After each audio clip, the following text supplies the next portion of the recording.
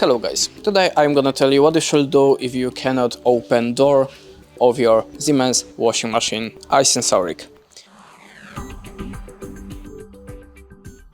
So, if you cannot open the appliance door, it's possible cause because the temperature is too high. In this case, wait until the temperature is low, and before that cancel the program and just wait 10 minutes, for example.